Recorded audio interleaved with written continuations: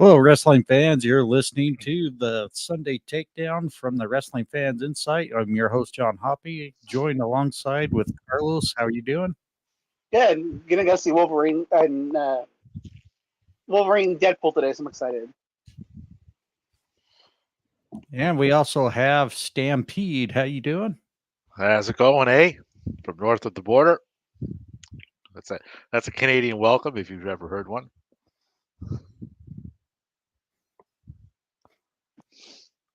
All right. With that said, we're going to go ahead and get going. We're kind of running a little behind today, and my apologies. Been trying to do some things with our podcast computer, and it's not working very well. So, Oh, William's not with us. nope, he's not with us today. He's gone this weekend. So, We are the trios champion of The of, Three of Faces of Fear. the I three saw, I faces saw, of I saw, I fear. saw his, I thought I saw his name in the intro originally. That's why I asked. I thought you had his, maybe. I think it was in I think when we first came in the room, I saw his name in there. no, unfortunately, he's not with us this week, but he should be with us here hopefully next Sunday. So, we're going to go ahead and get right into the really loaded weekend we had here. Let's start off with the Ring of Honor Death Before Dishonor pay per view. Overall, I thought it was a very great card. Nothing really short of any disappointments. Dave or Davey Stampede, whatever three faces you are today. How did you feel about that? Rarely do you get a pay-per-view where there's not a match that happens that doesn't deliver. This was one of them. Like this delivered start to finish. Like this was really well done. And I like the direction that it's going to, just from the booking of it, the way the matches were laid out, even the presentation of the whole thing. It was just really, really well done. To date, it's one of the best pay-per-views of the year. If anybody hasn't seen this yet, make an effort to go do that. You'll be glad you did.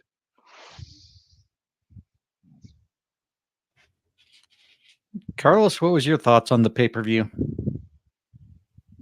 I agree. It was really good. My biggest thing about this pay per view when I was watching it is I think that Tony Khan sees his booking deficiencies on AEW. What I mean by that is the thing that I really like that we got when you include the pre-show and you include the main show is we got a lot of tag team wrestling and we got a lot of women's wrestling and very good tag team wrestling and very good women's wrestling.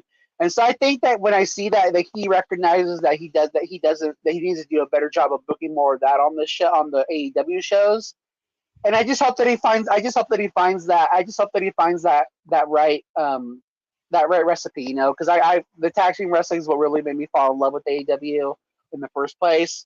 And I just feel like and again, it's a hard balance. He's got a lot of top stars, but I just hope he finds the right recipe and the right balance for it because I think the main roster would do good by having like an awesome tag team division building back up and seeing it on TV every week. But I thought it was really good. I get a shout out to the women. I was a little disappointed that Athena won, but at the same time, if he doesn't have anything for her on the main roster, um, I think it's smart that you keep her strong on Ring of Honor. But at the same time, it's like a double edged sword for me because I also feel like she deserves to be on the AEW roster, and he should be making it a priority to have her on there. But overall, great show. It was really entertaining. I think the one thing that kind of threw most of us off was most of us predicted Billy Starks to retain and Athena to lose, and fortunately, kind of went the opposite. Um, and if for anyone that was kind of watching some of the post pay per view promos, we saw a little bit of a shun on Billy Starks from Athena there. Hmm. Do we really think maybe this is the time where Billy Starks challenges Athena again for the Ring of Honor Women's Championship? And does she take that championship from her? I do, yeah. Because when you couple in Billy losing, Athena retaining, because Athena's coming up on Samoa Joe's record for holding a title in that promotion. So she'll pass that sometime in September. So that's a given. Billy dropping her title to Red Velvet, and then you add in, like I said, the way Athena kind of shunned her a bit, and then you take into account Red Velvet's comments about Billy at the media scrum about Billy and hoping she gets back to the Billy that she loved and how Billy helped her when she was injured. So I think that's where they're going with this. So that would take us to Final Battle, which I believe is the next pay-per-view for Ring of Honor. So if you flip it there, then that gets Athena over to the AEW roster, and whatever they're doing with this TV deal will have been in place already by the time that takes place. So there's a lot of factors going on involved right now with this Ring of Honor that seems to have come to light in a very short amount of time. So, which is something we'll address in another topic that we got coming up too. But it looks like that's what they're doing. If that's the case, I'm fine with that. You know, putting Billy as a face of the women's division. You got Red Velvet, who has been, you know, that she's basically Ring of Honor and has been now for a while. Same with Lee Moriarty. It was just really well done. Like if you kind of watch what everything else is going on.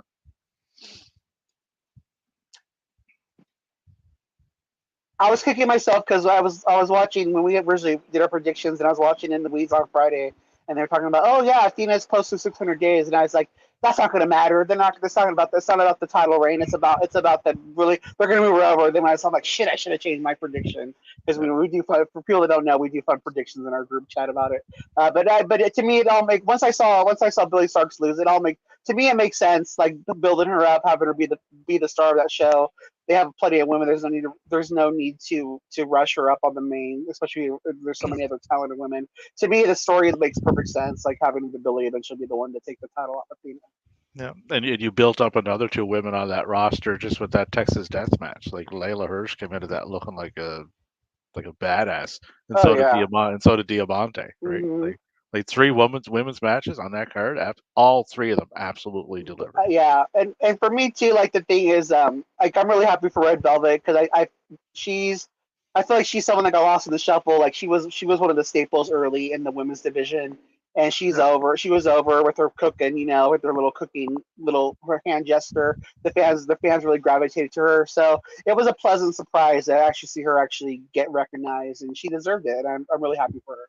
Yeah, and she was out for a fair bit with that injury. I remember when she came back, and they had her on AEW, and it's like she was getting a good reaction. So that's looking back, that might have been a little test of water, right? It's like let's see how how the fans are going to react to her, right? So it was just well done, all well done. Like if you look through the cards, props to Lee Moriarty too. Yeah. That match with Yuta was excellent. It's a different style of match. You have to like that style, but that was really well done. Like that was using the rules of the match against your opponent, like with the rope breaks and all that. It's like really well done, the finish. So, and for me, this is what I want to see out of Ring of Honor. I mean, I'll pay more attention now because I want to see the people who are actually there every week, putting the blood, sweat, and tears in there. Like I want to see the people that are on that brand holding those titles, and that's what I want to see more out of this brand. Like you got to roll with it and just trust the process and trust your young stars, and that's what I want to see out of this. Yeah. And that's what I've seen over this weekend. Yeah. It definitely feels like a reboot, and that this promotion is going to be on somewhere that is going to be much more accessible than where it currently is. So if that's the case, that's a good thing. Like if Tony got that included in this deal, which I think he's wanted the entire time anyway. So if he got it, that's optional. So one question I do have, who's next to challenge Jay Briscoe for the Ring of Honor World Championship?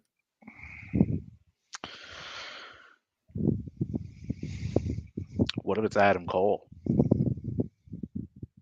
Because Adam posted a picture there not too long ago, and it had that title in the picture that he posted. Because the Undisputed Kingdom still hold the ROH titles, and Adam has a long history with Ring of Honor. Like that's where NXT plucked him from, right? So that would make sense. Like there's a tie in there to do it, right? Now all of a sudden you have a big name that everybody knows at the top holding your top title if you're going to whatever station they land on. That's a possibility if they do that. I mean, I would say Adam Cole. I mean, but at the same time, like I would put the Undisputed Kingdom over there because I feel like they're gonna get lost in the shuffle. I mean, you can look at the way Tony Khan's booking them, and it's not. I mean, it is what it is, but I don't feel like they're a priority. Like giving them that spotlight. But I also think, to me, I want to see Wheeler Yuta, honestly, like, or even Brian Cage. Brian Cage has been strong. I mean, I'm always gonna say Brian Cage, but he's being booked. He was booked kind of strong on Friday. He was booked kind of strong on the pay per view. He was booked kind of strong on Saturday. So it's like he's a natural one to fit over there too. You know, his wife is now a commentator in the back. I'm happy to see that as well. But for me, I like to see, and this goes for WWE. I like to see, like, when another champion loses their title, like at least give them one match to go after the bigger title. To me, I would like to see really Yuta, Brian Cage.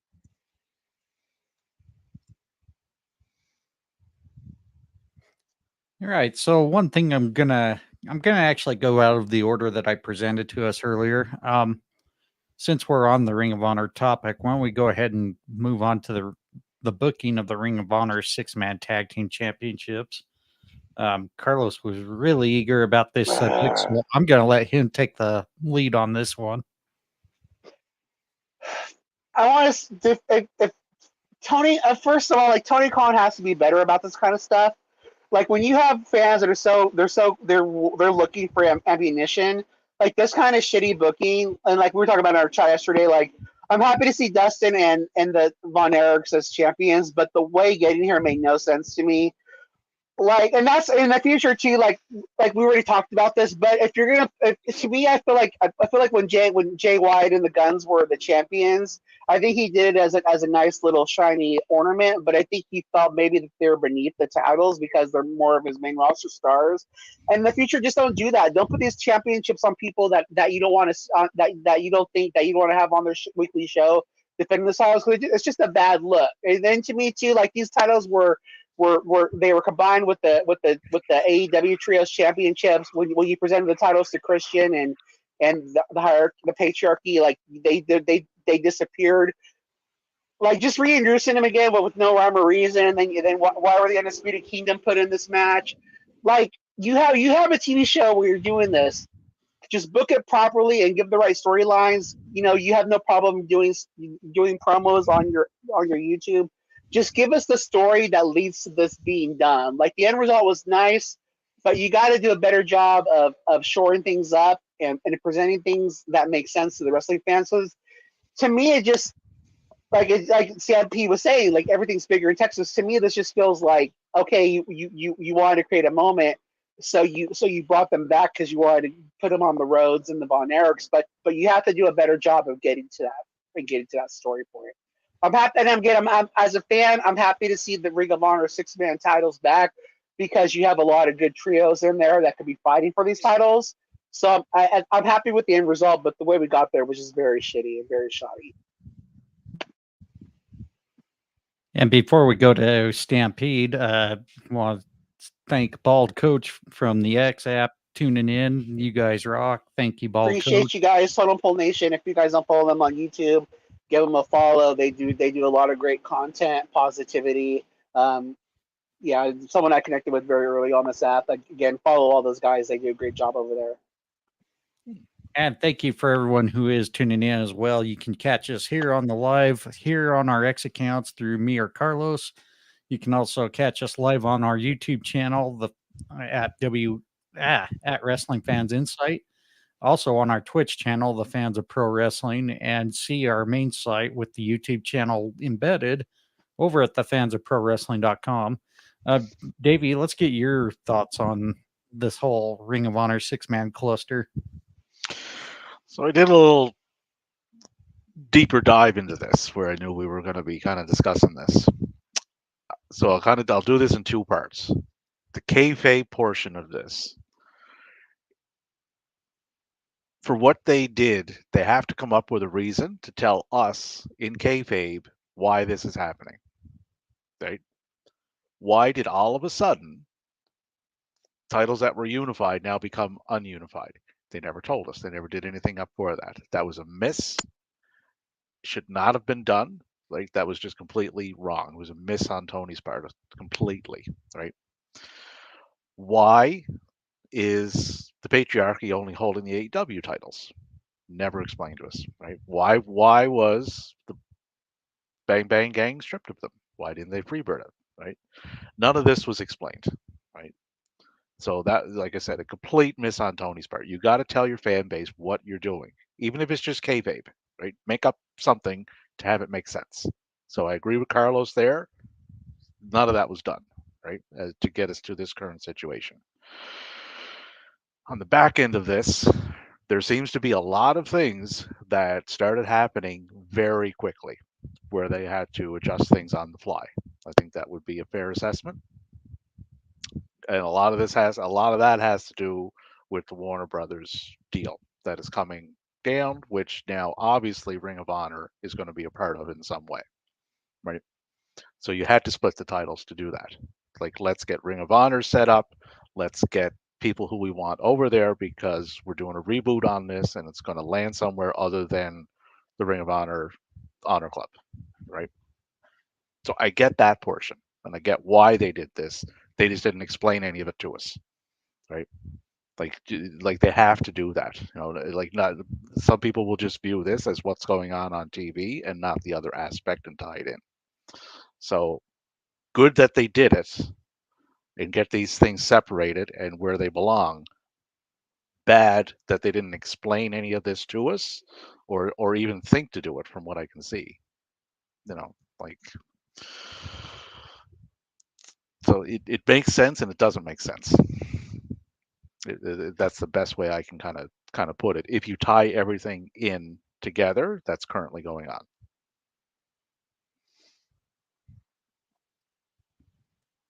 I think one of my biggest gripes is, I know everybody's mentioned it before. Well, most people with some logic. I just have a irritation point when we're seeing Ring of Honor titles defended on AEW programming and vice versa. I think we just need to, if you really want to have your brands separate, don't bring these other championships onto the other brand. Have your brand establish its identity. And I think that's where Tony Khan really clusters everything a little too much. Yeah, you have to separate it to a greater extent, right? Like you treat Ring of Honor like it's the same way you would treat New Japan or Stardom or CMLL. They're different promotions. He just happens to own one of them, right? I don't mind the belts being on there occasionally because you're going to see a CMLL belt on AEW. You're going to see a New Japan belt show up. You're going to have a Stardom belt show up. Those things will happen. You're working with other promotions. It's bound to happen. Just don't make it a fixture. You know, don't have them on there every week. That's not needed. Let them do their own thing and their own promotion the majority of the time. That's how I would kind of deal with it. But it seems what they're doing and the way they're headed with this, it's more like when WWE had NXT Black and Gold. That type of setup. It looks to be that's what they're doing. If that's the case, I'm all for it. Because Tony Schiavone Saturday, the AEW Ring of Honor 6-man championships. That's how he said it. Now I don't know if that was intentional or not, but that's how he classified it. Right. So something like that leads me to believe it's like a WWE NXT Black and Gold kind of setup. That worked quite well, if we all remember. So My biggest thing is just trust the process. And that's the thing where Tony Khan is like, he has so much great talent signed, and again, I'm happy that he's using this Ring of Honor, to let some of this talent shine. But even watching Collision last night, okay, you have, and again, I'm glad the belts are back because you got the varsity athletes, you got Tough Fight Action Andretti, you got Shea Taylor Promotions, you got it's like you got the other team too. I'm trying to think of the Cages of Agony. You have so many other possible trios that are already. The Iron Savages. Trust these guys and give them a chance to shine. And even if you have them come on. Even if you have them come on AEW television with the titles and they lose to an AEW talent, and it's who cares? Like it's your developmental brand. Like there's nothing wrong with that. Like let these guys have the ball and run with it, and trust your That's process, and trust why you originally signed these guys to a contract, and quit putting the belts on guys from AEW that you feel guilty that you can't make a champion right now, and giving them titles that your other talent deserves to let have the ball and run with. that Trust is the the one process. that is the one phrase I would not use, and I hope they don't. Developmental. Ring of Honor should not be looked at as a developmental brand. It should be looked at as its own promotion. You And start that's throwing you start throwing a developmental tag on it, people are going to view it as lesser than, the same way they do NXT. So but at the I same would time, shy I the would way shy he away books it from that. though is a lesser brand though. It is the lesser brand the way he books it. It That's the shows way it that. has been. It's the way it has been, yeah. So they have to change that perception. The way you change the perception is you change the presentation of it. Look no further than who you and I very much agree on, the Acclaimed, right? The perception of the Acclaimed prior to getting hooked up with the Bucks and prior to getting in that uh, blood and guts match and prior to that promo that they cut was a whole hell of a lot different than it is now. So if you change the presentation, you change the perception, because the perception on the Acclaimed is different than it was, right? They got to Yeah. do the same with Ring of Honor. Change how people perceive it by changing the presentation of it. The last two nights, Friday and Saturday, with what's been going on, that's two steps they've taken in that direction. So, and to another point Carlos made, it's about putting the right people in the right spots. Like who's going to fit best in Ring of Honor for where we're going to be running these shows at, right? You know, the Kingdom or Undisputed Kingdom, they have a history with Ring of Honor. That makes sense. Dustin and the Von Erichs makes sense. Guys like Mortos makes sense. Commander, because it's a lucha libre area of the country, right? They like that stuff. So you build your roster with those people, and then you got your Lee Moriarty, who people like, right? And you got your Billy Starks and your Red Velvets. Those people, if you form your bases with them and start building around them, that'll work. But they got to be consistent with it, is the thing. So My hopefully they thing are. now, my thing, like I don't, and again I agree to disagree. Like I like the term developmental, but the thing that I think needs to be taken away from it is I think like you need to take away this thing where developmental means less than, because I don't think it should be. I think developmental should mean a thing where it's okay to let other people shine. You give more leash to somebody, where again, like you can't give them like the prime time, but you can let them come on here and kind of develop and let something cook and see if they can make something out of something. If Yeah, somebody makes a mistake, it's okay because they're not as tenured as somebody else. I think like I can't think of the word I'm looking for, but the stigma needs to be taken off the word developmental. Like it does. it's okay to like let something be, to be a different brand, and that's where people get a chance to shine. And again, if they bought, just like don't be so critical, because there some of them aren't the more seasoned people. I think taking the stigma off the word developmental in pro wrestling would do a lot of good for things like that, because I just Oh, think it's I don't yeah I think that's the thing 100% where it it needs would. to. Yeah, I think that's where I think the word developmental is okay, but just taking away the stigma that's associated with it would help a But lot of these it's people. it's where that stigma came from, right? Yeah, correct. That's a large fan base, right? Correct. Yeah. So if they look at Ring of Honor in that same way they look at NXT, it's going to be hard to change that because it's stuck in their head anyway. Yeah, just enjoy it They for get what it things out of it. is. Yeah, but as far as like if you go back on Ring of Honor, like back before Tony owned it, Tyler Black. We all know who Tyler Black is, right? That's where he cut his teeth at. So if it's done in that sense, but not presented as a developmental promotion, that works, right? Because it worked back then. Ring of Honor was never considered a developmental promotion, before Tony got it. But that's essentially what it did to a lot of people, right? Kevin Steen, right? El Generico. We all know these people, right? Kevin Steen is Kevin Owens. El Generico is Sami Zayn. Tyler Black is Seth Rollins. That's where they came from. Yeah. That's where they cut their teeth at, right? So, there's And a I way to do it. Then they have a template for it. It's correct. built in. So And I do like the rebranding that they do go with the AEW ROH, because that's just like the WWE NXT. It's like it is your Yeah. brand, but it also because, and I think too with and again I don't think, and it's something they do, but I think when you have a brand, like again, like at the end of the day, you're gonna make sure your brand's superior. So by incorporating that, hopefully it lets Tony get away from the stigma of like, well, I have to make sure AEW is a superior brand, and now that it's part of your branding, it allows you to get away from that. Because I think self-consciously you do that. Like I got to make sure at the end of the day my brand's on top. And the black and gold, like I don't know about you guys, but I sure as hell didn't look at that as developmental.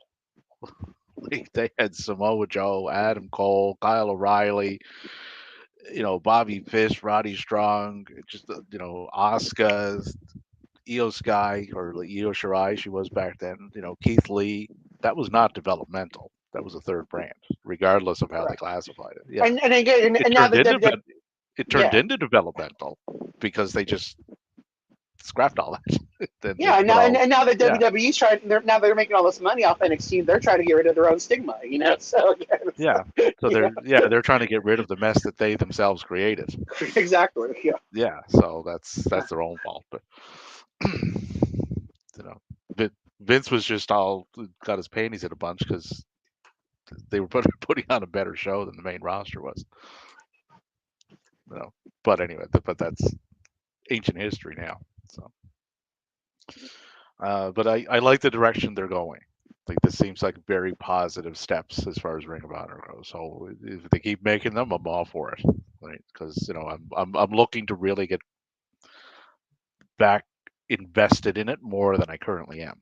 Yeah, Right? and they trust on the a week to process and week sticks basis. with it too. Yeah. Yeah. So and the TV deal, if whatever they land, that'll help immensely too. Right? Because I said that there's two ways to watch it now, right? You pay for a subscription on Honor Club, or stream it somewhere else, right? So, but an actual station will make a world of difference. So, All right. Now that we got you chatty Cathy's going here, let's talk about another interesting topic this week because it's been a little bit of a buzz through the IWC lately. Buddy Matthews re-signs with AEW. I don't know anything in the particulars, but maybe you two can elaborate. Why don't we start with Davey?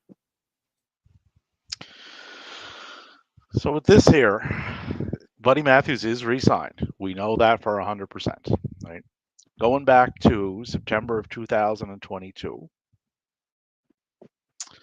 Buddy Matthews was written off. I don't know if you guys remember this. It was kind of like the Muda spot, right? One source that contacted Fightful after the New York City taping said they believed it was Buddy's last night, but that hasn't been confirmed. So this has been an ongoing story now for a while. Signed in 2022. This is 2024. That article was from 2022. So fast forward to when this would have been re-signed, which was earlier this year. We don't know for any sort. I don't anyway. Anywhere that I could find, and I looked, right? If there was time added on to the deal due to injury, was there option years on the deal? If so, were the option years for the company or were they for Buddy? None of that is out there. The rumor going around is Tony is not letting anybody go that asked to get out of his contract because they want to go to WWE. I haven't seen that confirmed anywhere, but it's out there. But it doesn't mean it's confirmed. I'm glad that he resigned based on what I have seen of people going the other way. Andrade, I'm looking at you with your speed title. That's not going over well. But he's re-signed to the company. Right? He's likely to be in a match at All In for the trios titles with Malachi and Brody, based on what I'm seeing there as far as that connection with patriarchy. So, a lot of speculation as to what's going on, but that's exactly what it is. It's speculation, other than the fact that he resigned, which has been confirmed. So that's my take on it. I just don't have enough solid info on it beyond the speculation that I've seen online. I have a question for you two, and maybe I should start us off. But I have a question, and again, and I don't think either way it's a bad thing. But my question is for this, like, so when WWE, like, they lost out on Ospreay, they lost out on Okada. I don't think it actually looked good for them that these bigger stars were choosing to go AEW over WWE. So my question with this signing, because again, the thing that's been reported about this is that it was a very lucrative contract for Buddy Matthews. And I look at the way Tony's been booking him. It's not a priority. And again, like I heard the same thing. He wanted to leave. He wouldn't let him go. But now that it's been a 360 has been done, and he wants to stay, and he was offered good money to stay. Do you think that it was based on the talent, or do you think it was based on the narrative of getting someone to stay where their significant other works for the other company, and he's choosing your brand over them? So that's my question for you guys as far as the signing goes. I have no idea. I don't know what the offer was. I don't know what his contract is. I don't know the dollar amount on it. As far as going back to WWE, that has not worked out for everybody that has done that. Cody, yeah, but even now, like, where's Cody at right now? Where's he headed? Hasn't worked out well for Andrade as far as presentation goes. So, if you go there, there's no guarantee you're getting booked well. Like for me, like again, as a fan of all wrestling, I'm happy to see this. I'm happy to see that he's keeping somebody that maybe wanted to go work where his wife is working. I'm glad that he's choosing to stay in AEW. And for me as a fan, if Tony paid a little extra money to get that narrative and to get somebody to stay, I'm happy for that, and I'm happy for how that looks for the pro wrestling business. I was just kind of wondering, what do you think, John? So every talent is different. Yeah. It's really based on their needs. You got talent who are looking to be in the business to make money. You got others that have personal goals to achieve in the business. And a lot of it is what makes sense for what they want. And to Stampede's point, we don't know what was in the contract. We don't know what was offered. But the one thing that tells me is whatever it was, for Buddy Matthews, it made sense to stay with AEW, whether maybe something was pitched that there is actually going to be some promise to some, maybe there's going to be some promise to the direction of his character in the where AEW is going, and maybe WWE did not give him that really what's the word I'm looking for? Guarantee. Yeah, there was no guarantee what WWE was going to have for him. Again, point out, look what happened with Cody, look with Andrade, look what's going on with Shawn Spears right now. You just don't know. And I think Buddy Matthews probably just felt it was better to stick with AEW because he's got something going with the House of Black. Yeah, they work quite well together. Yeah. And the other thing is, like, and people, oh, his wife works there. It's like, yeah, she does. But Buddy is not working, 5-6 days a week, right? If he wants to go see Rhea, he has time to do that. Right? Like, it's not, that's something that they can do. It's not a standard job. I just looked up his record in AEW. Since he's been there, he's 31-16 with a 67.4% winning percentage. You know what his record was in WWE? Oh, I'm sure way worse than that. 158 wins, 269 losses, and 3 draws for a winning percentage of 36.7. Yeah. So, And I'm sure he remembers that. Well, for me as a fan, like the very first time he appeared on 205 Live, and again, I like ginger, like muscular guys, but like I was enthralled him because I love the way he was presented. This guy who was who wasn't a cruiserweight, who wasn't who was cutting weight every time because he just wanted a chance to shine. Like I became a fan there instantly because I respected that drive, and they respected that like he was doing that because he wanted to get a spot. And then he was presented very well, and then Vince dropped the ball like he does everybody else, and it's like And again, they didn't utilize the talent. So again, he's a very talented wrestler. He can go. Like I love what he did in that division, but he was never utilized correctly on the main roster. So it's like I'm excited as a fan to see that he's staying. I think I trust Tony to book him better. I just think again, I thought it was interesting, and again, like I already said, I think it's a big win. And again, I'm just happy to see somebody choose their what the way they could get booked over joining their spouse and somewhere where he probably wouldn't utilize very good. I'm just happy to see this. And again, if Tony Khan overpaid a little bit because he wanted to keep somebody and change that narrative, I'm okay with that too. I just think it's a big win overall for everybody. Yeah. I like that. And he's 35, so he's not like he's starting to get up there. I mean, he's still got a lot of years left, but still, he's 35. He's likely not going to be contending for a world title, regardless of where he went. Like he's not great. He's not going after what Swerve has. We know that. He's also not. If he went back, he's also not going to be going after what Cody has. So, it could just come down to, okay, I'm freer here. I can go, if I ask to go, can I work some shows in Australia, which he has done this year. He can go do that, right? It's a lighter schedule. He works well in the trio that he's in with Malachi and Buddy. Like they work really well together. They're poised for a big shot at All In. So that's a big marquee match for them. So, I mean, I don't have any problem with him staying. If he left, then he left, right? That's his decision. So, Well, and to kind of touch with what you just said, I think also the various options he has with AEW. WWE is starting to let their talent work a little more with other promotions, hence, the NXT TNA deal.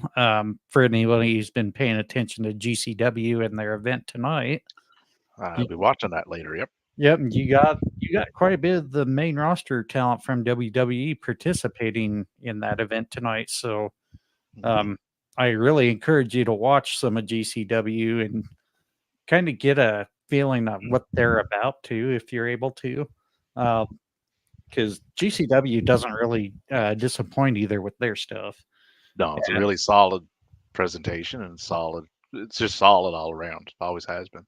Right. I mean, it's not quite WWE-esque, but you're going to see what some of these WWE talent can do outside what they usually do in the WWE as well. So it's a more the real bare forbidden door. Well, it's a more bare bones presentation and production.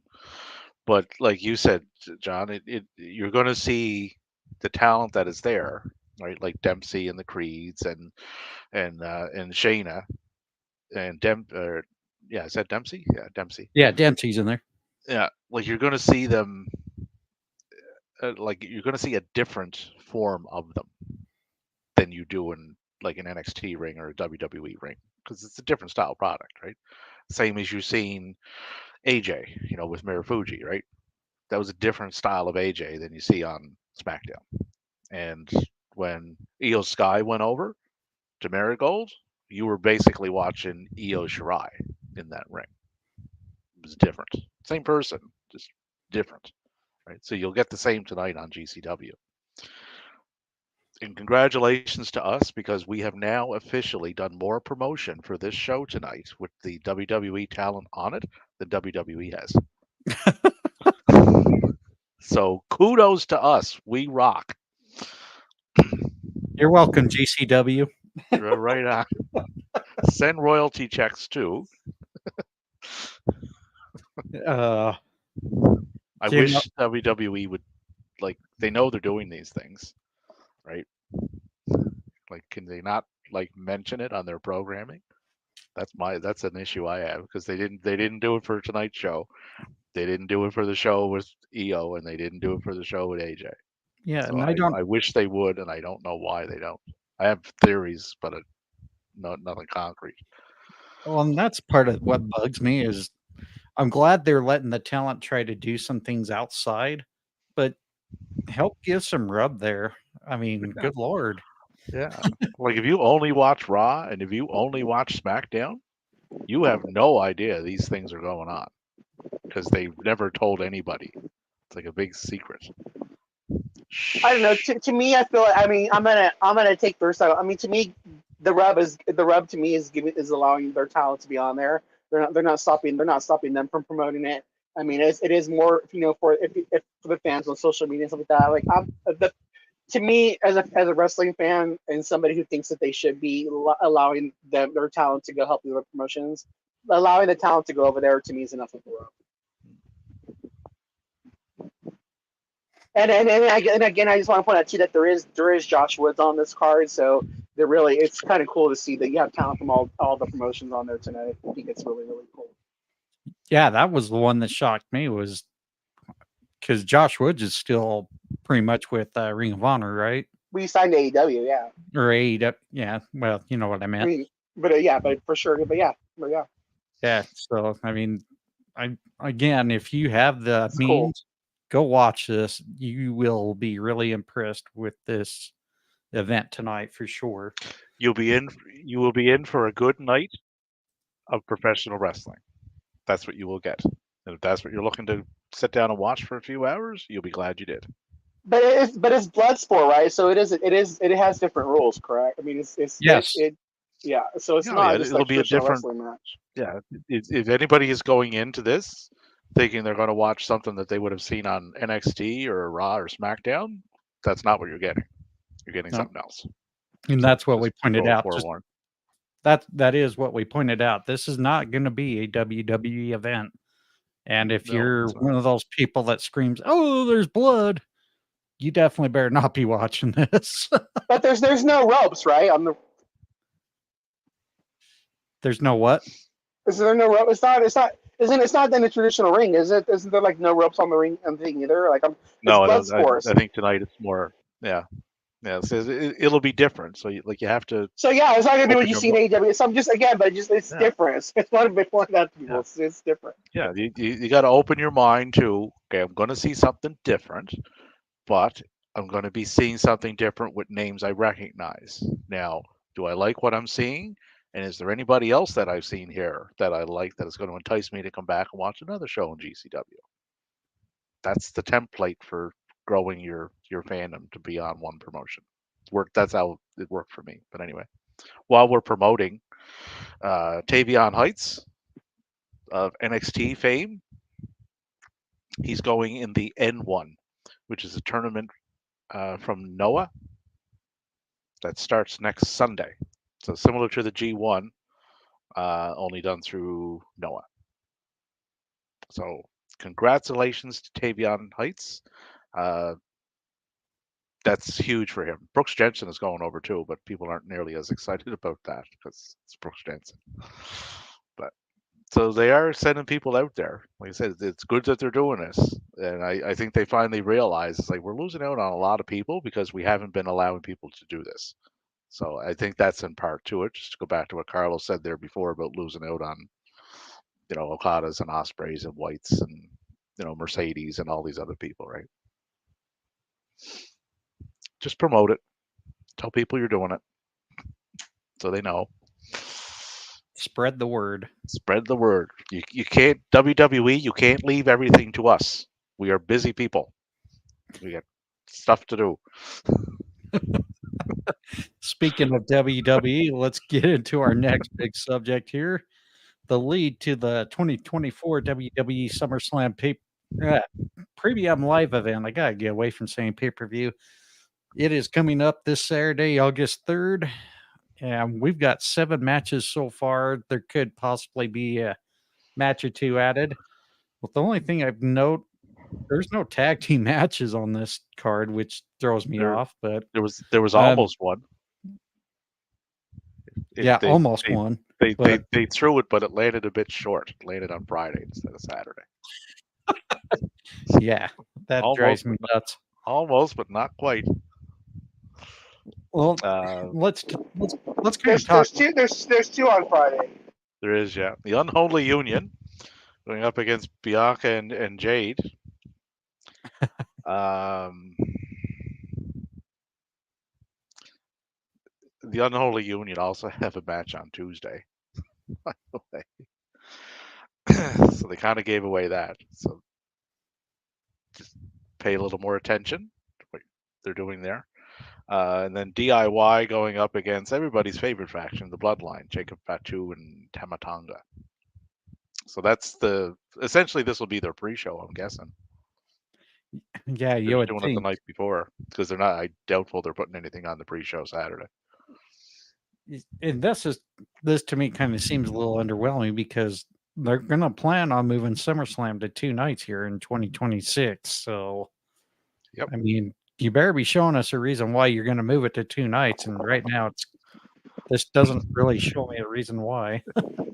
That's my whole thing with this. Like I brought that up originally in the group too, and it's like those 2 tag matches should be on the main card. I don't care if it's a 4.5 hour, 5 hour SummerSlam this year. But again, as a fan, and again, we all know it's because of money. That's why they're doing it 2 nights.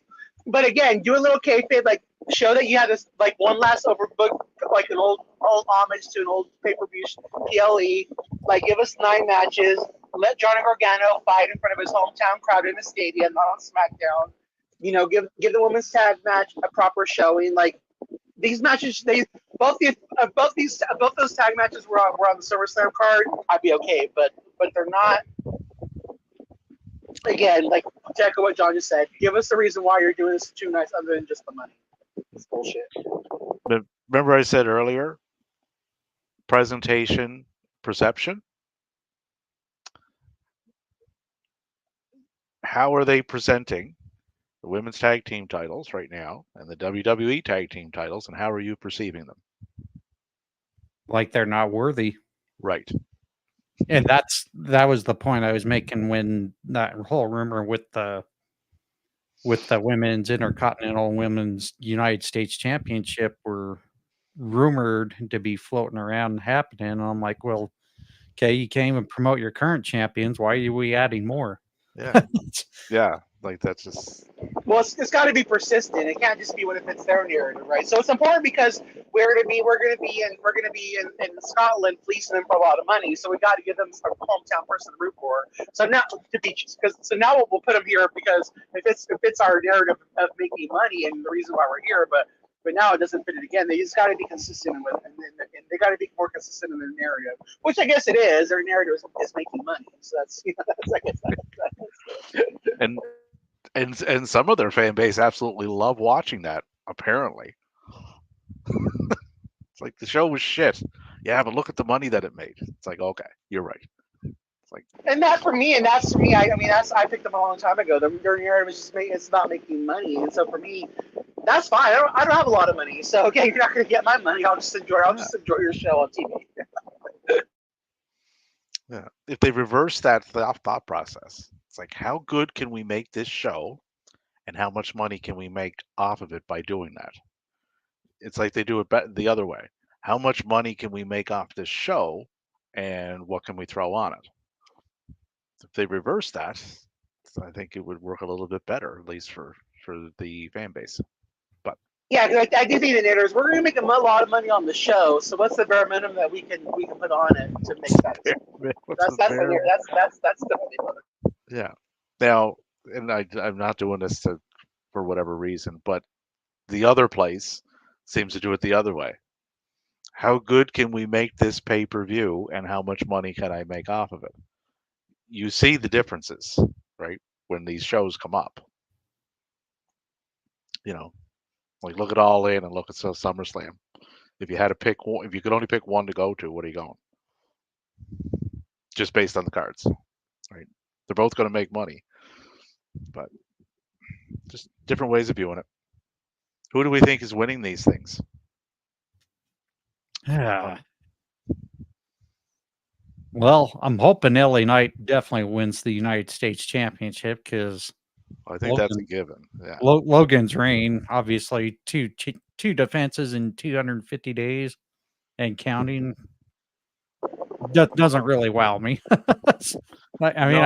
I get that's part of his contract deal with WWE, but it's not doing us any justice. No, that hasn't been. That was in my little critique of how's Paul been doing for the last 3 years since he took over. Like you put the title on Logan, like in the fall, and then you neglected to actually do anything with it. So just get it off of him. Whatever you were doing, you've done. Put it on Knight, because he said last year, good things come to those who wait. Well, people have waited for like a year. Knight will be on TV. He's over. He puts on decent matches. You know, he's not putting on match of the year contenders or anything, but he's good in the ring for what he does. There's nothing wrong with that. The people love him, you know. So that would work. It would make sense if they do that. So hopefully that's what they're doing. Another one that's going to be interesting, Sami Zayn defending against Braun Breaker again with the WWE Intercontinental Championship. I think, obviously, this time Braun Breaker is going to win it. I would agree. This was one of the positives I had for Paul, actually. The way that he has booked that title since Gunther had it, like he brought a lot of credibility back to it, restored it to its previous, glory. Moving it right into Sami, that was smart, I thought, because Sami's very well respected, not only in WWE, but everywhere, right? He can deliver in the ring, and it's a great guy for Braun to learn off of. And Braun is the future. So what this reminds me of is the way the IC title used to be. It used to be, here's your secondary title. We think a lot of you. You're extremely talented. Let's see how you do with it. And this will be a stepping stone to the next one, right? Think back to Macho Man when he had it. Same thing. It was the same progression, right? So I'm fine with Braun winning this. He should win it, right? He's over with everybody. So Sami has other things to do anyway, based on Monday. Most definitely. Which we'll get to shortly. Carlos? I think DIY is losing their titles too, by the way. To me, like we talked about this plenty on our spaces already, but I'm not thrilled with this match. If you're gonna give this match, you shouldn't have given me the match at Money in the Bank. It's just, I'm happy for Braun, but I really could give two shits. Well, this will probably steal the show. It's gonna be a good match, but for me, it's very predictable because the first match. It's gonna be a good match, but. And again, I'll watch it because wrestling's my life. But I'm not excited. Like, oh my god! Like I must like. Yeah, the intrigue is there's no intrigue. Yeah. Predictable is not that's the whole part necessarily. Almost, pretty much. Yeah, but predictable is not necessarily a bad thing when the predictable makes sense, and in this instance, it makes sense. So I'm fine with that. Right? But for me, and again, my opinion, just for me. I just wish this was the first time we're seeing these guys fight, or really was at it. That's all. And there's Carlos's 2 bits. While we move on to the WWE Undisputed Women's Championship, the champion Bayley defending against Queen of the Ring, Nia Jax. To bring another negative of Davies. Davey, why don't we get your thoughts? Yeah, I remember this is going. I have no vested interest in this whatsoever. They've done nothing with Bayley since they slapped the title on her. Like nothing. Which is disrespectful to Bayley there. It is, yeah. Especially with the lead up to it. Like the whole, damage control thing, and is she getting ousted? And, if so, how's that gonna happen? And what will be the fallout? And that was well done. And then they just did nothing. So keeping it on her, I don't see where that really makes any sense. Because of how they booked her. The other option is Nia, which I'm not thrilled on because it's Nia Jax. She's just not a very good in-ring worker or promo. And then you have Tiffany floating around with a briefcase who could conceivably cash in and just kind of negate the whole thing anyway. So either way this goes, I think Tiffany is walking out with the title, regardless of who eventually wins that match. I'm going to pull something out of Brian the Hype Ballard's playbook here. Interesting spin here. We have Nia pretty much wear down Bayley. Tiffany cashes in, and then Nia turns her back on Tiffany and wins it all. But in all seriousness, I don't think Nia's winning this. I think Bailey retains. Possible cash in from Tiffany, don't know yet. The only way Nia would win this and keep it is if they align her with the Bloodline. Ooh, yeah. There's another scary thought. And see, that could be part of the swerve too, for all we know. Carlos? I'm a fan of Nia Jax. Nia Jax. I think she's put a lot of work coming back. She's silenced most of her critics besides Davey, apparently. She silenced a lot of critics, not Davey included. But she's a lot safer in the ring. I love that they gave her Yokozuna's old move, the bonsai drop. It fits her character. But to me, I don't like the booking of this at all. Like for me, Bailey's reign has been very underwhelming, especially when the SmackDown roster is leaps above the Raw roster as far as talent goes. This was supposed to cement her legacy, and it's done nothing. It's done nothing for that. It's like she's the feuds going in haven't been good. The build up, it's been a lackluster performance because it's been all about the bloodline. And again, you get and Jade and Bianca and Bailey's playing second fiddle. It's just not good. For me, I don't know what the booking is going to be. So if Nyla wins or Nyla she wears down Tiffany and then Tiffany cashes in, you're going to turn Nyla babyface? Like to me, the last thing she should be is a babyface. I don't get this booking at all. I get the end game is probably Tiffany winning, but I don't get the. Just like turn Austin Theory babyface that shit does nothing for me either. Making Nyla babyface would be stupid. So I don't get where we're going with this at all. Well, when Bailey's thing that most people have been drawn to this week is a fucking house show thing she did with Mako Sanomura. Yeah. Right. I mean, that speaks volumes as to the build that this has got. Right. Yeah, Mako's a legend, in the industry and stuff. But last time she was seen in a WWE ring was against Roxanne. For proper booking, if you're really Jade has a loss, right? So Jade lost because you had to put someone over. Why couldn't you have Jade lose to Bailey? There's more marquee matches they could have done with all this stuff than what they've done for the last 6 months. It's been very lackluster, and again, it's just they haven't utilized the great roster they have on SmackDown. It's a damn shame.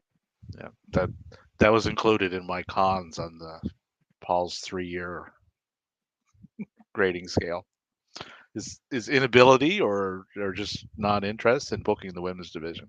And again, I don't get it. No, and again, because when he was with NXT, that was one of his strengths. So when he first took out the book, I was excited for that. And yeah, he's definitely hasn't delivered on that. Apples and oranges, though, man. Black and gold and main roster are not the same animal, right? All right, let's talk about the WWE Women's World Championship. Dirty Dominic on a pole match. Oh, that's Daddy Dominic to you. No, it's always going to remain dirty. We have the champion Liv Morgan defending against former champion Rhea Ripley. My vote is probably going to end up seeing Liv retain this somehow. Carlos? Yeah, the story here isn't even the title, which again is the mistake in this. The championship doesn't matter. This is just about Dominic turning on Rhea, and Liv retains now, but she's not. But it's not to me. It's not a credible champion. Again, it is. I mean, it is what it is. The majority of the WWE fans are really excited for this. Storyline. Shout out to our friend over in England. He loves this stuff. It's just for me. It's just nah. It's just they've had Liv had the championship since the Sands of Time pay-per-view, and then they've done nothing to build her up as a champion. It's just to me, it's just ugh. No, thank you. Davey? Well, I think Carlos knows my affection for this. Due to what this storyline is based off of, I've never been more disgusted, right, in a storyline ever. Uh, I had high hopes for Liv when they were going to put the title on her. They've done nothing with it.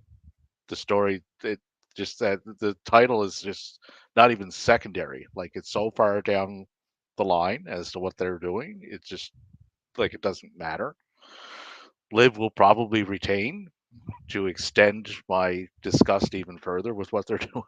What they're doing. So yeah, my pick is Liv, but like they got to do better with this. Like this is not good stuff. Like in any aspect of it. So that's my pick. I just don't have any interest in this particular match, storyline, scenario, or anything they're doing with it. Well, now from going from a Debbie Downer, hopefully to something a little more energetic here for the for the WWE World. Just being honest, guys. No, it's all good for Yeah, the just for being the honest. for the WWE World Heavyweight Championship champion Damian Priest defending against King of the Ring Gunther. Yeah, why don't we start with Davey on this one? Well, this will be a little bit better than the last one. Uh, with the way they booked Priest the last couple of weeks since they got him separated from Drew and Punk, they've actually started presenting him a little bit better and a little more credibility with a little more credibility attached to it. Uh, he's doing very much face things, which is leading to the eventual split from Judgment Day, which I'm fine with. I think he does drop the title here, though, right? Because once for as long if he has the title, they're not going to oust him. Why would you oust the guy with a top title, right? Once he loses it, he's of no more use. Say, okay, you just lost your title, off you go. So I think that's the way they'll go with this here. I'm interested in this match. I think Gunther and Priest will match up quite well. So the match will be entertaining. But like Gunther is an all-world talent. Not only in WWE, everywhere. So leveling him up again from the title that he just had an amazing reign with is a smart progression and it's a smart direction. So I hope they go that direction. And then that spins off Priest into another storyline of his own. So you just created a secondary storyline that doesn't revolve around a title. So it would be a win-win if they do that. All right, Carlos. I think Damien's retaining to drop it to CM Punk. I've told this already to Davey, Stampede. I just get a bad feeling in my stomach that they think, oh, CM Punk's healthy. We got to rush it. We got to rush it. We got him. While we have him, we need to put a belt on him. I just have a bad feeling about this. And again, and if you're gonna strap up Gunther, I don't want Gunther getting a title and losing it in 3 months either. So, yeah, I don't know. I have something that tells me Damien's retaining. Listen to Deborah Downer there. Listen to him. I'm just being a WWE realist with how they book, and then wanting to again money, right? Money, putting Punk with the championship is money for them. Like that's all they think about. Money. Great. Now Stampede needs a hug. Go give it to him. Money. Usually goes the other way. Carlos is the more optimistic on these things. I know. Usually he's the. I don't know. I kind of want to see. I don't know. I kind of want to see Punk as champion deep down too. I mean, and I think they're going to think of him as injury prone, and they got to take advantage while they can. They're going to think of him as injury prone. The guy hasn't had a singles match on a main show in a year. I'm pretty sure he is injury prone. He is injury prone, yeah. But I just feel like they're going to. I just think they're gonna, and again, I've talked about this already. I think the reason why they gave Gunther King of the Ring anyways is because his time for the championship, just like with other people too. When Cody came, like when these other guys come in, these people that were going to be champion, they have to take it. Now we got Punk. You're gonna have to wait another year because we need to play this out first. But we're gonna get you. Don't worry. Your time is coming. And that goes back to something I said on the con part of Paul's 3-year anniversary. missing the moment, right? Missing Could moments. drag this on far And then thinking longer you can than just recatch it again. Yep. That's right. yeah. The lightning in a bottle. They call it lightning Mhm. for a reason because lightning is quick. Right? If you don't capitalize on these things quickly enough, then that moment passes. So Gunther's in his like coming up on 37 too. So you know, get him while he's in his prime. Get him while he's like get him to where he should be. In a timely fashion, and have it make sense. But it wouldn't shock me if they don't. So where you leading, Hoppy? Yeah. I got you. I got your wheels turning. Huh? Yeah. This is this is where I think we're gonna have an undecisive finish. The Hoppy's not scared of the grind because he got those wheels turning. Yeah. Yeah. I'm undecided, to be honest. I mean, this is one that can go in either direction, really. I mean, I think it would make sense to put it on Gunther since you had him lose the IC championship at WrestleMania, but again, do you really want Damian to look like a champion that, he can't actually win it on his own? This would be the match to prove that he could win it on his own. I have a feeling, though, I gotta go with Stampede on this. I think Gunther ends up taking the championship off of Damian Priest. Granted, now careful with that because my pick is under the assumption that they know what they're doing in this particular match. So that could backfire greatly, but we'll see. Well, I mean, really, this is the one match where I would say having an undecisive winner would make sense. Kind of like, many years ago when they did the Rick Martel and Shawn Michaels angle in a way where they were kind of battling for sensational Sherry's heart. Well, you But book the this only match like if you're booking Damien to lose, right? You book the match in a way where Gunther had to pull out every stop he possibly could in order to beat him, right? Because Gunther, like I said, he's an all-world talent in that ring. Like if they book it that way, even if Damien drops the title, Damien is going to come out with a much different perception than when he went into that match, right? Like Gunther had to throw the kitchen sink at him to get that pin, right? And then when he loses, Damien is going to get the respect out of that match. He's going to gain a ton of credibility, and if the Judgment Day turn on him, then he's going to get the sympathy, right? And then you got a huge baby face on your hands that people have bought into because of that match. So there's a way to do it, but whether they allot the time and the effort to book the match that way is the question. Well, he just needs to pull out his inner Punishment Martinez here, so just go ape shit on him. Yeah. Well, look back to the. I mean, this is a top tier match, but it's similar setup. Like, look back to the Danielson MJF match, right? Yeah. Similar kind of setup, right? Neither guy came out of that match looking bad. One of them lost, right? So you can do it here if they so choose. It's not their strong suit, though. They don't book that way.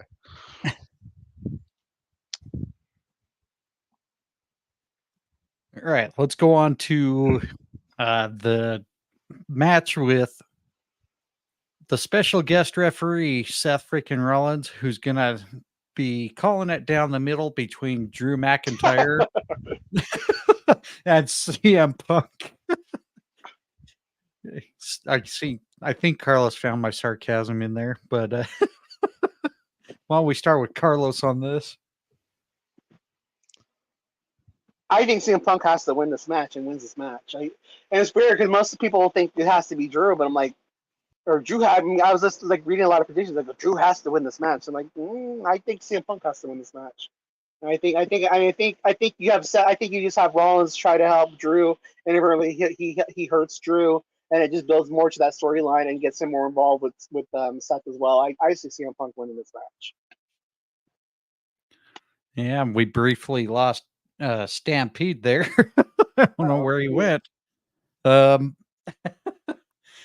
so yeah, I would think CM Punk would have to win this with all the personal stuff going on. I kind of have to throw in a shout out to Jack Perry there, taking a picture with Drew McIntyre there. Or you mean Drew McIntyre taking a picture of Jack Perry? I think Drew's the one that capitalized on that. Either way, I kind of found that a little funny and kind of, I guess you can say trolling the IWC too as well. So, um, as I'm trying to work on getting Stampede back, I guess maybe we'll come back to him if he does get back in time before we get off air. While we get more into which should be the main event for the WWE Undisputed Championship. Oh, there he is. Actually, we'll go back to it. Welcome back, Davey. Well, what happened there? He was Carlos. struck down by the wrestling gods and removed from the room. Well, you got Carlos so angered on that last topic that he just kind of went in and channeled his inner anger and disconnected you somehow. He's not even talking. That's the worst part. No, I snapped my finger. Oh, this Carlos Juicy Thanos Santana. So I like that better than California Meanie, so we'll take that one. Yeah. So there's no way Punk loses this. Okay, so you knew where we left off. Yeah, there's no. I was talking. Was like, okay. Like I either said something really profound and made everybody else stop talking, or I just got down. And that's the bottom line. He's like, That's the bottom line. Yeah, there's no way Punk loses this. It's his first match that anybody is going to singles match that anybody's going to see under a WWE umbrella since they got him back. So he's not losing. The odds of this being clean in any way, shape, or form are essentially zero because of Seth Reffin Rollins, right? That's what I'm calling him this week. Seth Reffin Rollins, because he's the ref. Like that tie-in. But where this goes, I have no idea from here. It's not doing Drew any favors though. I think Drew's looking kind of inept a bit. I think because he can't seem to get anything done of any significance in a positive way. So see where it goes. But yeah, Punk will walk out with the win. Yeah. Thank you, Joyam, for joining us live on X there. Bonjour to you, everybody. Bonjour. You must know I'm Canadian. With the French hello. All right, we're going to move on to what should be the main event for the WWE Undisputed Championship. Champion Cody Rhodes defending against the current tribal chief, I guess you can say, the new Bloodline. And we'll get to that topic after we give our predictions here. It's going to be defending against Solo Sikoa. And Stampede, before you disconnect, let's go to you. Well, Stampede's match of the night here. Matches I've been waiting for this since I was 10 back in 1980. I don't think they're inept or asinine enough to take the title off Cody and put it on Solo. So I'm going to go with Cody winning this. Once again, the odds of this having anywhere close to a clean finish without probably multiple run-ins and everything else is essentially zero. The question on this is not so much the winner, but the focus on this match is who else is coming. This match here is all about Roman because that's who everybody wants. So Cody is playing second fiddle to someone that's not even advertised for the show, which is a shame. That should not have been the case, right? Like Cody, the story they built for Cody to get to this title that they almost weren't going to do, should have been done much better than what it was. But my pick is Cody. Carlos? Again, for me, as a wrestling fan,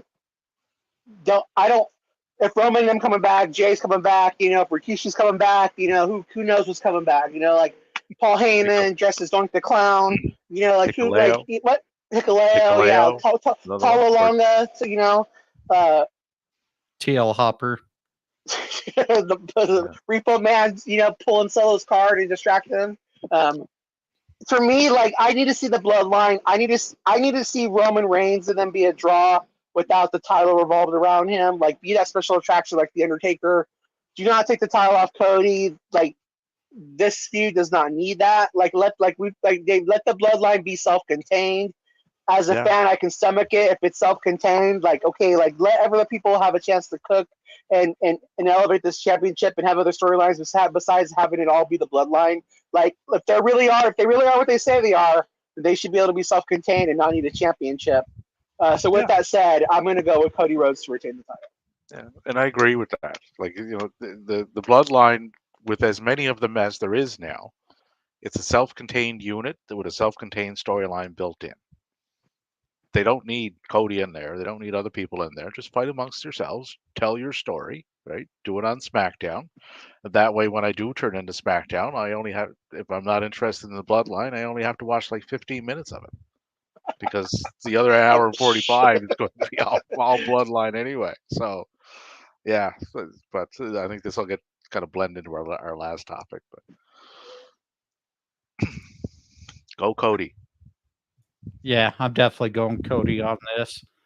I just don't see a sense taking the championship off him. Plus, like Stampede's mentioned, the focus is who's showing up, and I think it's pretty clear, but who knows? WWE's always pulled fast ones on us like that before too. Well, Who I don't knows? see Roman. I don't see Roman showing up on a SmackDown. Well, and come back. yeah. Well, and just for Carlos, we'll throw in, Akeem the African Dream in there. Yeah. So, he's been pretty much the biggest posted superstar lately. One man gang. That's right. I'm a job so. For those that remember. So, with that said, why don't we talk about our final subject for the episode? Is the Bloodline 2.0 similar to the NWO? And I'm going to let Stampede take the lead on this one. Well, I grew up through this, and I remember when Hall and Nash came over and the Outsiders and all that. It was all very interesting. And then Hogan came in as the third guy. So when that first started, it was a self-contained unit of three people, right? Hogan, Nash, Hall. When the Bloodline started, it was three people, wasn't it? It was Roman, Jimmy, and Jay, and then you had Paul as the mouthpiece because they weren't sure if Roman could cut a decent promo.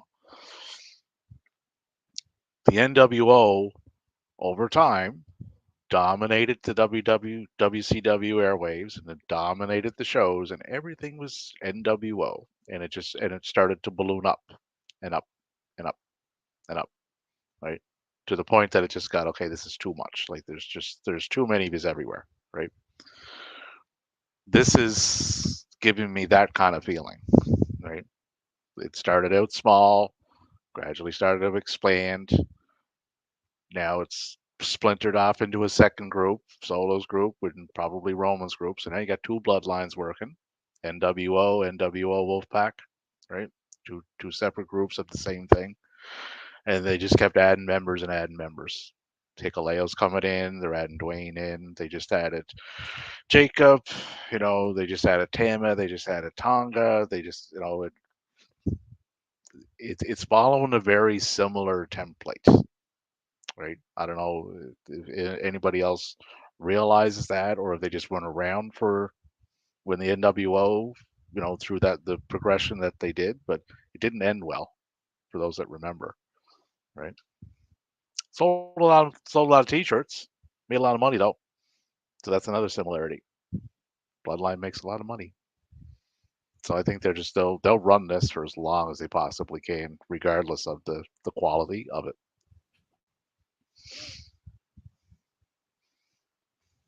John, when you originally asked this question, did you say NWO 2.0 or did you just say NWO? Because I thought you worded it different when you originally asked it. Well, essentially, is the bloodline, like from where it started and how it's progressed and where it currently is, following a similar template to what the NWO did when it first started and its progression through. And Then the Wolf Pack and everything else. Is that what he's asking? Is that what you're asking, John, or what?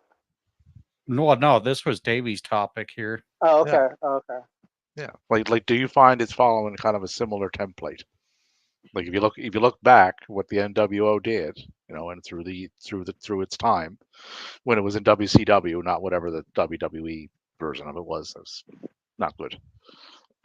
I just see a lot of similarities to it, right? Where it just dominates. Like if you were turning into Nitro or Thunder or whatever other shows they had at the time, you were getting NWO. Period. Everything else just kind of seemed secondary to it, or not important, or just wasn't given enough time. They lost a lot of people during that time too, right? A lot of people just left. Jericho left, Guerrero, Benoit, Malenko. I mean, that's just off the top of my head, right? And you've seen people leave WWE over that time too, right? You're not going to get on TV and you're not going to get time. You're not going to be presented because the main sole focus is that. That's kind of the similarities that I see with the whole thing.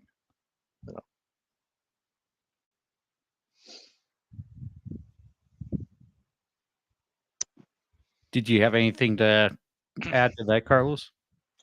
I don't. It's a weird subject. I mean, I get where Davey's going by the fact that it's taking up a lot of TV time. The thing that the thing I want to add about this is and it's the same thing with the NWO. Pro wrestling, at the end of the day, they're always workers. Pro wrestlers are always workers, right? So they're always going to look out for their friends. They're always going to look out to get people over. And that's the thing with the bloodline, right? So now they're getting all their family jobs, and everybody's getting to come in. As a fan, I'm excited for them because it's cool to see these guys get to come up to the main thing. But at the same time, they're ignoring what the wrestling fans want because they're trying to fit their own narrative. And what I mean by that is, like, for example, on Raw, Jey Uso is really over. Like, people in our chat, people like with Wesley, they're laughing. Like, Jey Uso is over, but in a time where you should have crowned him champion, you're not doing that because you have to put him on hold in order to go back to this bloodline storyline. So you're not giving the fans what they want organically because you're trying to fit your own narrative. So in that way, it is very NWO, like you just. And also too, they get greedy, right? So they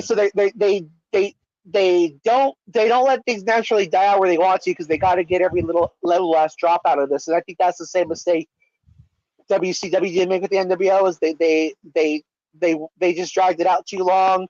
And then they try to get too much juice out of it, and that's why this WWE is very similar because they're trying to do the same thing. And for Jay, don't be surprised if Jay has a title around his waist in the not too distant future, because him and Sammy just beat Judgment Day. Jay has ties to the Bloodline, and Sammy has ties with the Bloodline, and Sammy will likely be free of that Intercontinental title come this Saturday.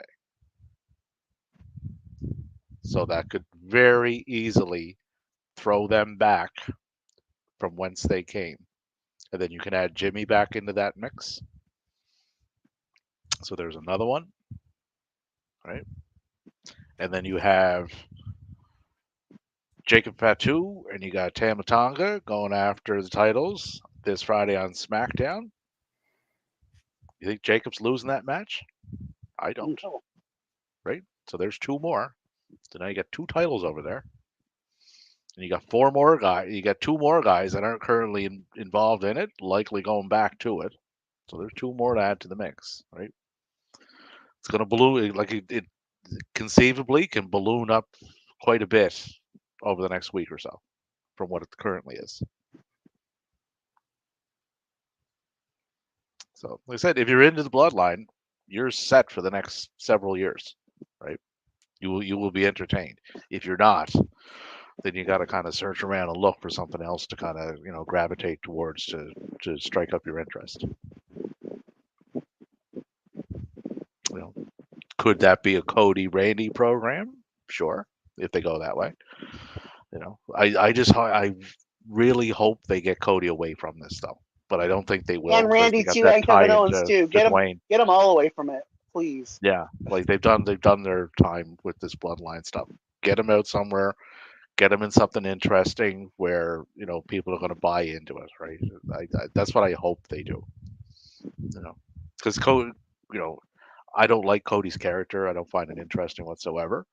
But the man deserves the spot that he's in, just with the work that he has put in over the last 8 years, like since he left. Right, the guy deserves it, and he deserves better than what he's being booked, in my eyes, anyway.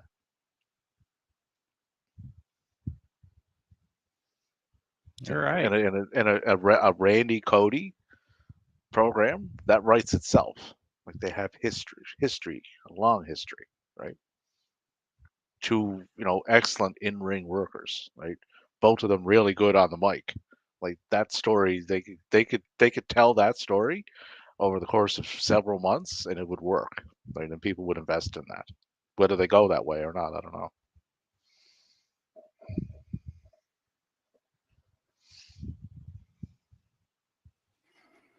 All right, we're getting be quite a bit on the overtime today.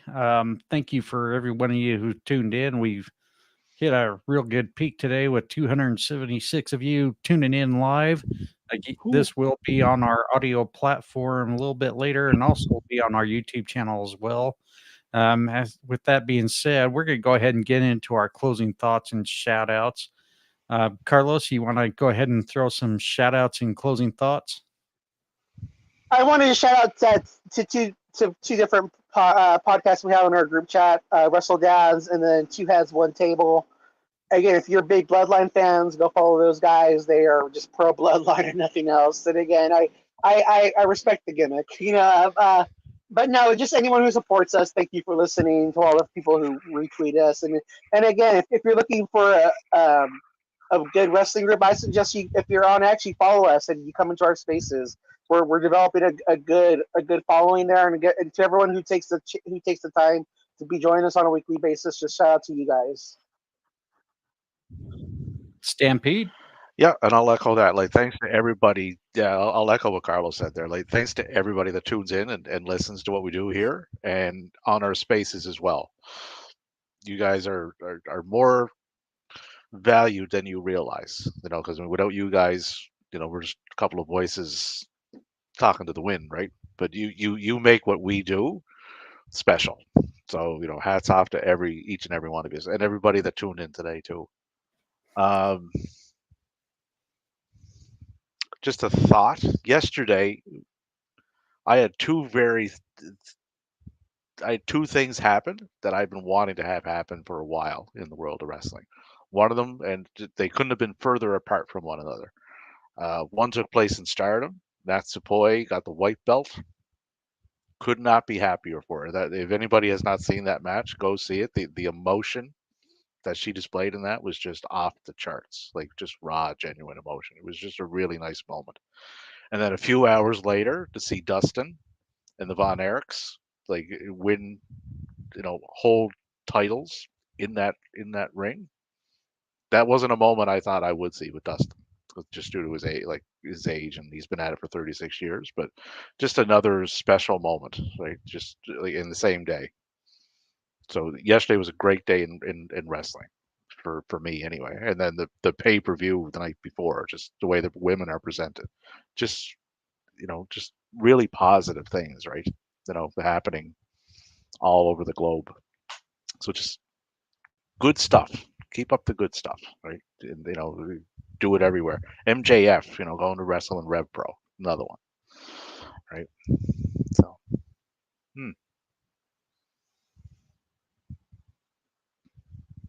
And GCW tonight. Everybody tune into GCW. Watch that. Check it out. Try it. Give it a chance. You're going to see something different. You're going to see something new. You're going to see people people you root for in WWE in a completely different environment.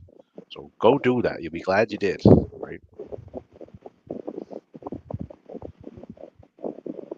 I want to throw a few shout outs to our usual friends who shout us out on their shows, Fan in the Van podcast, Two Dudes Sports News, the Steel and Teal Talk, Aaron over at Brutally Honest, Nate over at Nate's Daily Wager, Visit Vegas Places with Coil, Chris and Deb over at Today We Laughed and Learned, and also a big shout out to Ted the Hillbilly Hill doing Ted's Takes on YouTube.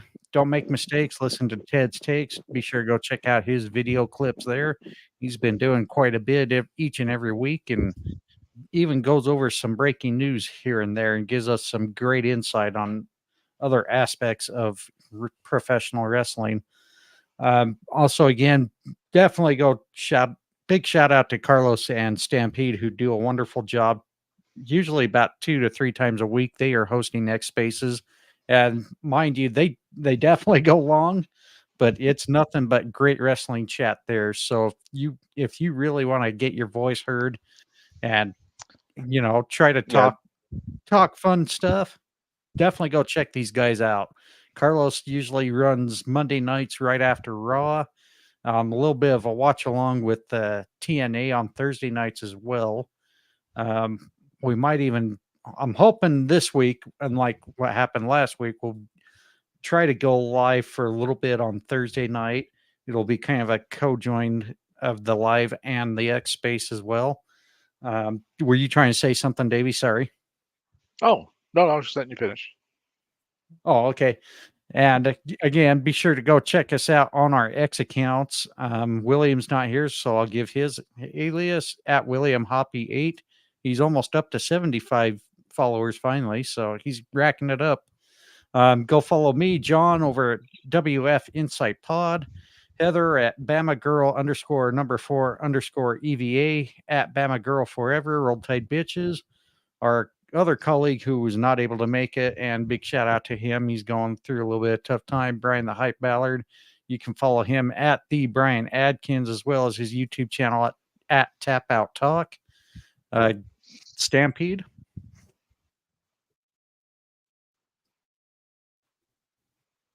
Oh, at you got cut out there in the last part there. Oh, sorry. Stampede, you want to give your X handle there? Oh, yeah. At DAVID ROBER 7174. Give us a follow. We're looking for updates and news that's about as accurate as I can put it out there. I would be your guy. And like I said, join us in spaces because we talk about a myriad of topics: WWE, AEW, New Japan, Stardom, Indies. You name it, we'll talk on it. So. And Carlos? At C to the LOS 77 and at Conquer the No. And just if you're listening to this, our next space we're going to do Tuesday this week. So we'll be on Tuesday after NXT. And then there we can discuss Raw and NXT this week. Just doing something different this week. Awesome. Yeah. 171 minutes. Who knows what that is? Or 107 minutes. Sorry. Almost. We're getting there. No, that was the wrestling time on. That was the amount of wrestling you got last night between Collision and Rampage. Nice. Yeah. So that's 180 minutes of airtime. Oddly enough, the other show that did 3 minutes had 54. So for those wondering, can a 3-hour show work? You can't compare one to the other. If they do that, they're going to be very different. But I just noticed that last night. I found the number funny. It's like double. It's like, it's interesting. Likely not playing. It's just a coincidence. But all right, and that's going to wrap it up for the Sunday Takedown. We will catch you again Tuesday night on the X Spaces. Again, be sure to go follow Carlos and Stampede. And we're just about out of time. Y'all have a great one, and we'll catch you on Tuesday.